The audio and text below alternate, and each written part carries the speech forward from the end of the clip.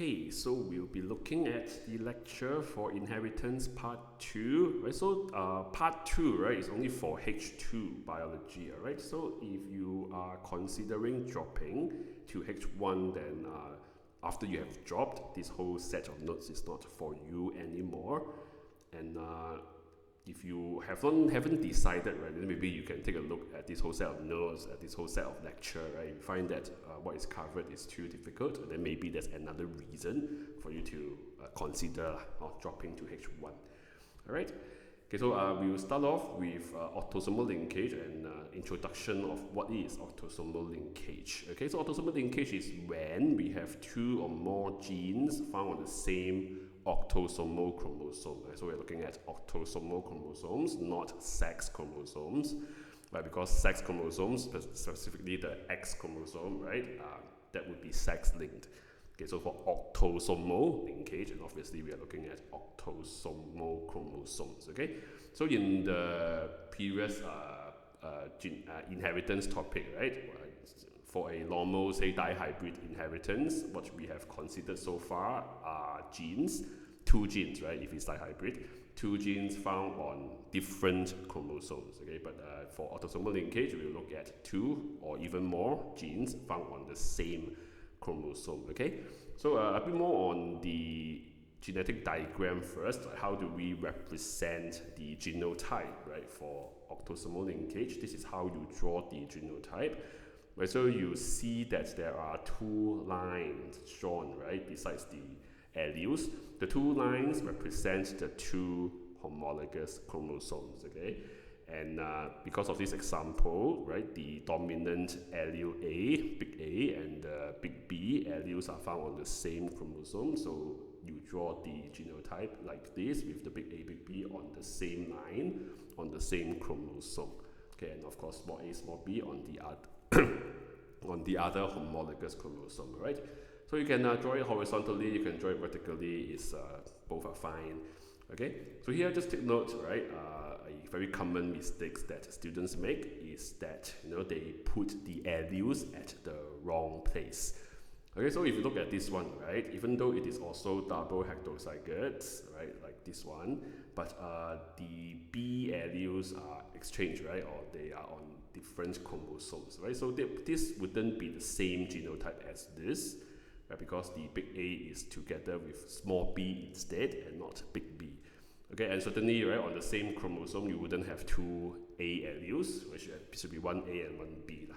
Also, these are like a common mistake that students would make when they first start to draw the genetic diagram. Okay, so anyway, let's continue with autosomal linkage, and we're going to link it to meiosis. Okay, so to understand why autosomal linkage happens and some of the features of autosomal linkage, right, it is important for us to consider what happened during meiosis and how the gametes are formed.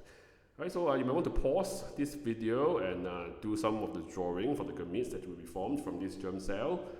Okay, after you are done, you can resume the video and check my answer, right? Okay, so now that you are done with drawing the gametes, right, before I show you the gametes, we're going to talk a bit about the crossing over that may or may not occur during meiosis. Okay, so crossing over is not a must that will surely occur during prophase 1. Okay, crossing over is a random process, right? So it may not occur as shown here, or it may not occur in such a way that there will be exchange between the two genes. Okay, so if there's no crossing over, right, then your gametes, right, will have the same combination of alleles as the original. Right, so the original is, in this case, in my diagram, is big R, big T with small r, small t. Right, so the gametes have the same combination of alleles, big R, big T, and small r, small t. But when crossing over occurs, and it occurs in such a way that there is exchange between the two genes, as you can see, right, the chiasma is formed between the two genes. That's when there will be exchange between the two genes.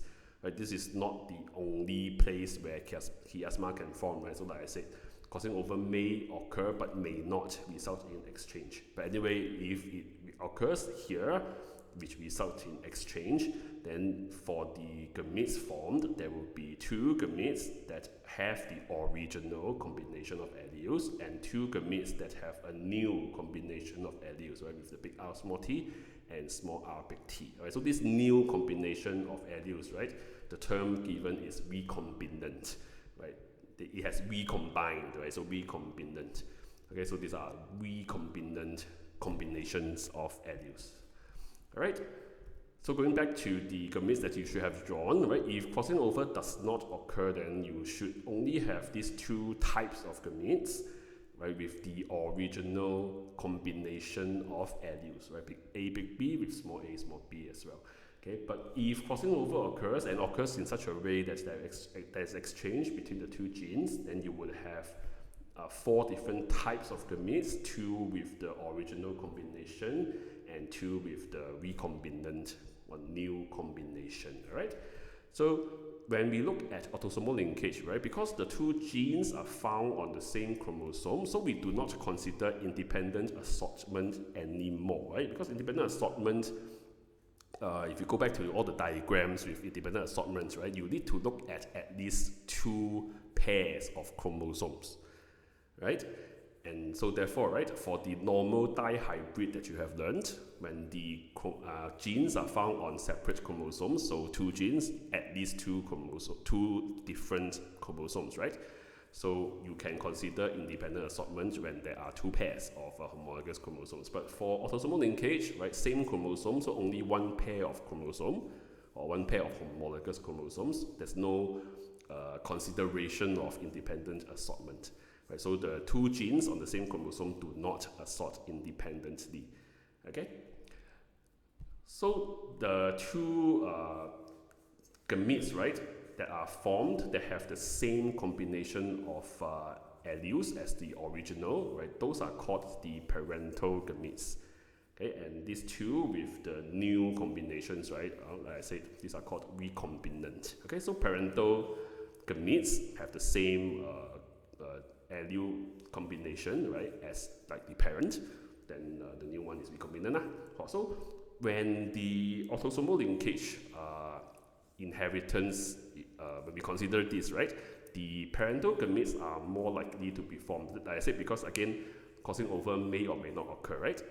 And also it may not occur in such a way that there's exchange, right? So overall, right, you will have more parental gametes because like, when crossing over does not occur, these are parental too, right? So overall, you will have more parental gametes than recombinant gametes.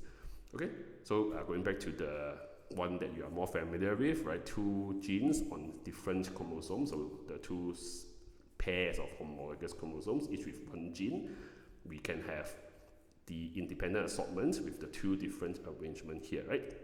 So it forms 4 different types of gametes with 4 different combinations of alleles, and each has an equal chance of being produced, right? So they are of equal proportion. Okay, but when we have 2 linked genes on the same chromosome, right, as we have talked about just now, right, there are more parental gametes than the recombinant gametes, or there are more gametes with the original combination of alleles rather than those with new combinations of alleles. All right, so this is one major difference from the unlinked genes that you have been looking at previously.